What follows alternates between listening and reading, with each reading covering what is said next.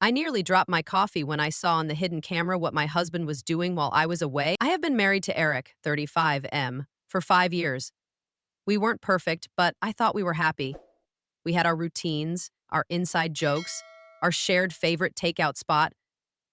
I truly believed I had married someone I could trust, someone who would always have my back.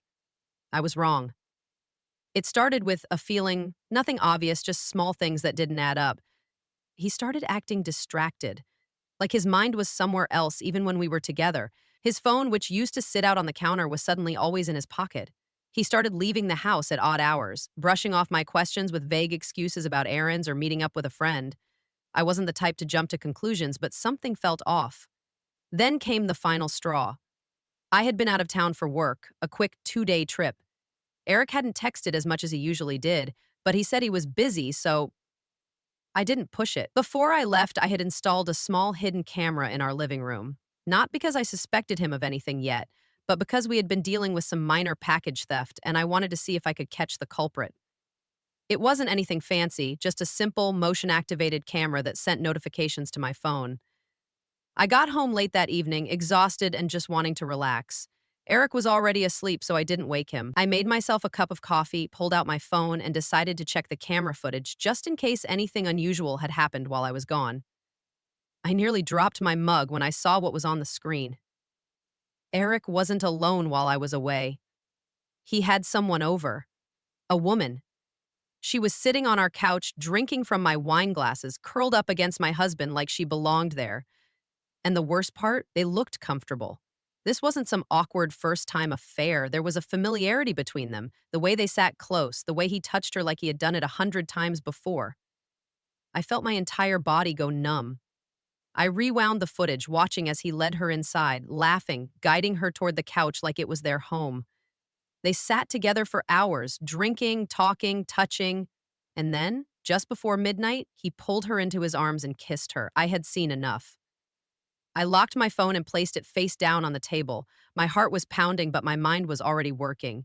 I wasn't going to wake him up and start screaming. I wasn't going to cry. I wasn't even going to confront him yet, because if he thought this was bad, he had no idea what was coming next. I sat there for a long time, staring at nothing, forcing myself to stay calm. I wanted to be smart about this. If I lost my temper now, he'd have a chance to cover his tracks, to manipulate me, to gaslight his way out of it. No, I needed to know everything before I made a move. I took a deep breath, unlocked my phone, and started scrolling back through the footage.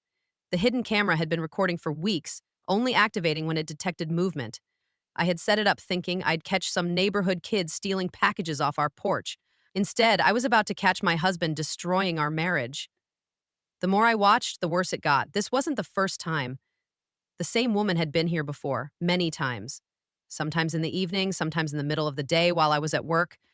She wasn't just some random fling, she was comfortable here. She knew where we kept the wine glasses, she curled up in my blankets, she even disappeared into our bedroom at least once. I felt sick. Who was she? I zoomed in on the footage, trying to get a better look at her face. She was younger than me, maybe late 20s. Dark hair, expensive-looking clothes, the kind of woman who spent hours perfecting her appearance. There was something familiar about her, but I couldn't quite place it. And then it hit me. She worked with Eric. I had met her before. I closed my eyes, trying to remember. A few months ago, Eric had invited me to one of his office parties. He had introduced me to a few of his coworkers, and among them was a woman named Danielle. She had been polite, smiling, shaking my hand, making small talk about how Eric always spoke so highly of me, and the entire time she had already been sleeping with my husband. I sat back, exhaling slowly. So, this was who he really was. This was what he had been doing every time he said he was working late, every time he left the house for some vague errand, every time he distanced himself from me just enough to make me doubt my own instincts. I wasn't going to let him get away with this. But first, I needed more than just a video.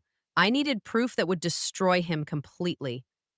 My hands were steady now as I went through my next steps. First, I transferred every file from the hidden camera onto a secure hard drive. Then I dug through our financial records, looking for any suspicious charges. If Eric had been sneaking around behind my back, there would be evidence somewhere.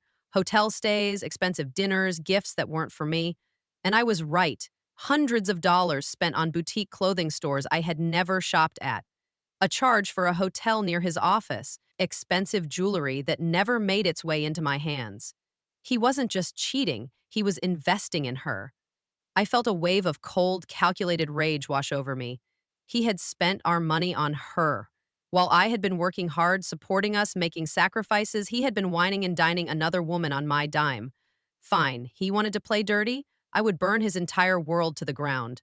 I wasn't going to give him the satisfaction of an immediate confrontation. That would be too easy. Instead, I was going to make him suffer. I would take my time, plan every detail, make sure that when I finally walked away, I left him with nothing. And the best part? He wouldn't even see it coming. The next morning, I woke up before Eric. I lay there for a while, staring at the ceiling, feeling nothing but cold determination. I had spent half the night going through our accounts, my phone records, even his old text messages. The more I found, the worse it got. He had been doing this for months. It wasn't just dinner dates or a quick hookup. It was an entire relationship behind my back. I got out of bed, moving carefully so I wouldn't wake him. I didn't want to see his face, not yet, not when I knew what he had been doing in our house, on our couch, with her. I made coffee, sat at the kitchen table, and scrolled through my phone, reading and rereading every disgusting message I had forwarded to myself. He had told her he loved her, that he wanted to build something with her, that he was figuring things out with me so they could be together. I nearly crushed my coffee cup in my hand. He was planning to leave me. He just hadn't gotten around to telling me yet. That was fine, because now I was in control. Eric finally stumbled out of the bedroom, yawning and stretching like he had done 1,000 times before. Morning, he mumbled, rubbing his eyes as he walked toward the coffee pot. How'd you sleep? I forced myself to smile. Fine. He didn't even notice anything was wrong. He poured his coffee, kissed the top of my head like everything was normal, and sat down across from me, scrolling through his phone. I watched him for a moment, wondering how many times he had sat at this table, sending messages to her while I was sitting right there. I wanted to smash his phone into 1,000 pieces.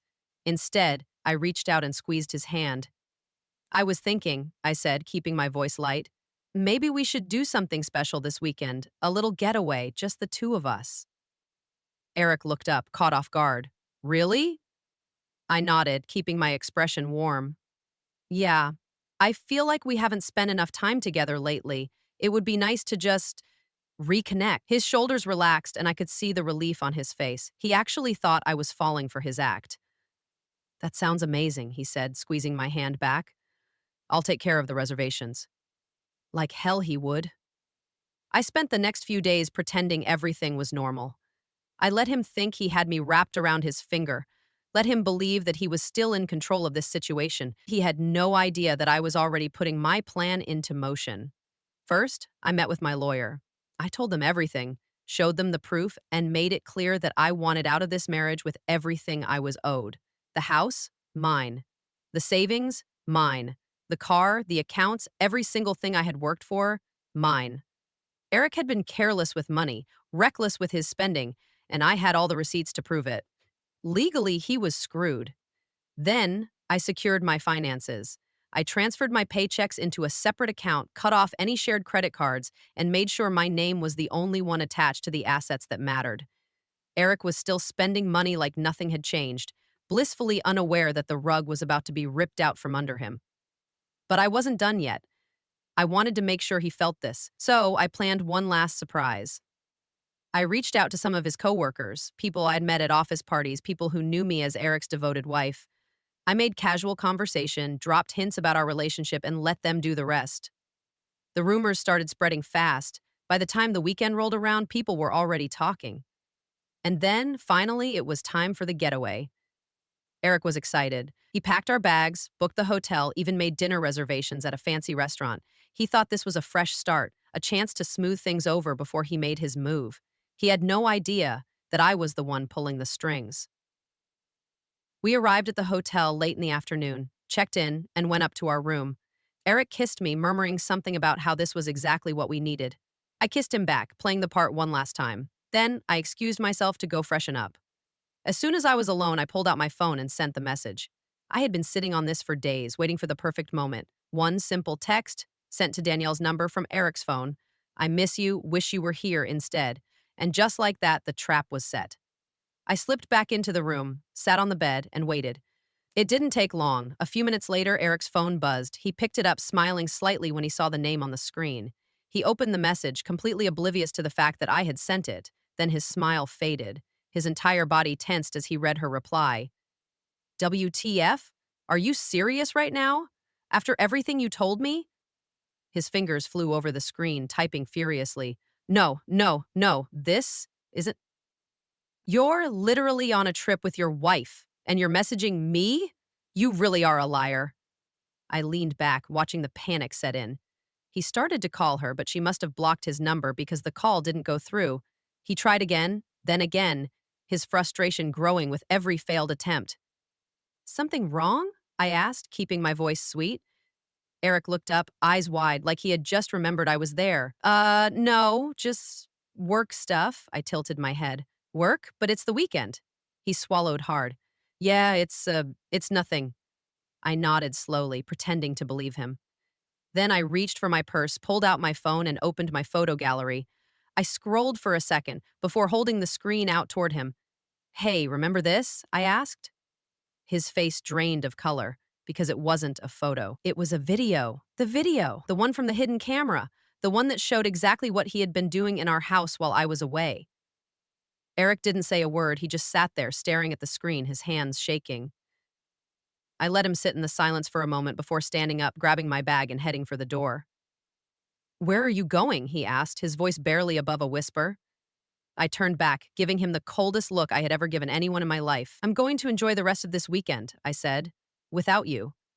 And then I walked out, leaving him to sit there, drowning in his own mess. I spent the morning letting everything unfold exactly as I had planned. I didn't check my phone right away, but I knew Eric had to be losing his mind. After I left him at the hotel, he had no way of knowing where I was, and I hadn't responded to any of his messages. He was scrambling, and that was exactly what I wanted. When I finally picked up my phone, I wasn't surprised by the number of missed calls. Dozens of messages, all variations of the same desperate attempts. Where are you? We need to talk. I'm sorry, just call me. I ignored every single one. He didn't deserve an explanation. He already knew what he had done.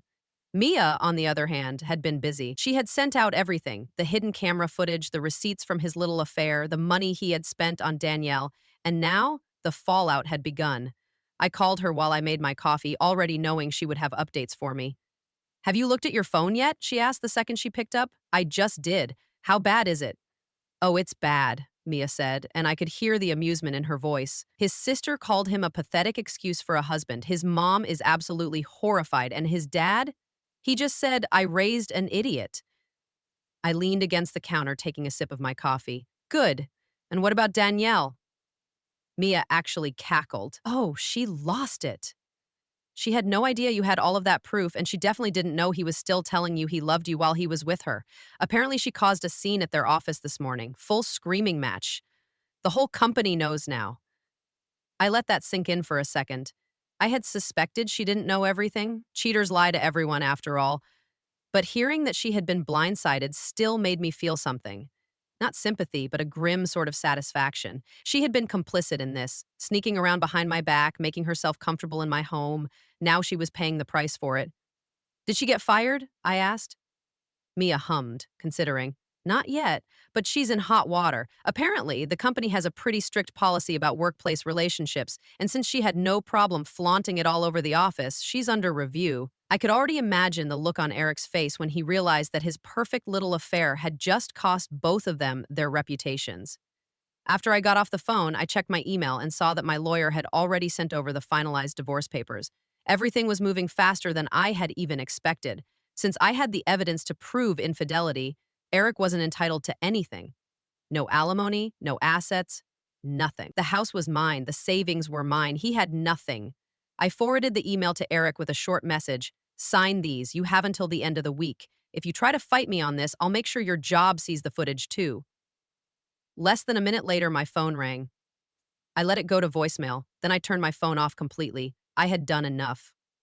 Now, it was time to enjoy watching him self-destruct. I didn't hear from Eric for the rest of the day, which told me everything I needed to know. He was too busy trying to put out fires. There was no way for him to talk his way out of this. Not with his family, not with his friends, and definitely not with his job. Mia had done her job perfectly. making sure the truth reached every corner of his life before he could spin his own version of the story. By the next morning, the divorce papers had been signed and sent back to my lawyer. No arguments, no fight, no last-ditch effort to beg for another chance. He knew there was nothing left to salvage. He had lost everything. I didn't bother responding. There was nothing left to say. Mia, of course, was keeping tabs on the aftermath, sending me updates like she was reporting live from a disaster zone. Danielle had stopped showing up to work. Rumor had it she was trying to find a way to quit before she got fired. Eric, on the other hand, was miserable. His friends had distanced themselves, his family barely spoke to him, and he was staying in a coworker's spare bedroom because he had no place of his own. He actually had the nerve to ask his mom if he could move back in with her, Mia said during one of our calls. She told him no. I almost felt bad for him. Almost. Instead of worrying about Eric, I focused on moving forward. I changed the locks on my house, redecorated, and erased every single trace of him from my space. The savings I had secured for myself went toward a well-deserved vacation. For the first time in years, I felt like I was doing something just for me. A few weeks later, I got one final text from Eric. I know I don't deserve anything from you, but I just wanted to say I'm sorry. I really messed up. I stared at the message for a long time, waiting for some kind of emotion to hit me. Anger, sadness, regret, something. But there was nothing. I deleted the message, and then I blocked his number. Because I had already won. But the universe? It wasn't done with him yet. A few months later, I ran into one of Eric's old coworkers at a coffee shop. He was someone I had met a few times at office parties, always friendly, always polite. He recognized me instantly and hesitated before walking over. I probably shouldn't say anything, he admitted, but have you heard about Eric? I raised an eyebrow. No, and I don't really care? That should have been the end of it, but he shook his head. You might care about this. He told me that things at Eric's job had only gone downhill after everything came out. His boss had been furious about the whole scandal, not just because of the workplace affair, but because Eric had been using company funds for some of his little dates with Danielle. I almost choked on my coffee. You're kidding. Wish I was, he said. Corporate launched an internal investigation. Danielle bailed before she could get fired, but Eric? He stuck around, thinking they wouldn't actually do anything.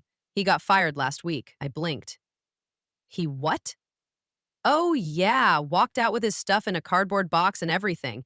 I had spent weeks making sure Eric lost everything, his money, his friends, his reputation, but I never even considered that he might lose his job. I thought that at the very least he'd still have his career to fall back on. But as always, Eric had managed to ruin things all on his own. I thanked the coworker for the update, finished my coffee, and walked out of the cafe feeling lighter than I had in years. Mia's reaction was priceless. He got himself fired? She repeated, practically wheezing from laughter. He really is an idiot. You should have seen my face when I heard, I said. I think I actually felt secondhand embarrassment. Well, Mia said, still grinning, at least now you know he definitely got what he deserved. And she was right. For the first time in a long time, I felt truly free. I had wasted years of my life with someone who never valued me, never respected me, and never appreciated what we had. But now, I had everything. My independence, my happiness, and a future that was entirely mine to shape. And Eric? Well, he had nothing. And I was perfectly fine with that.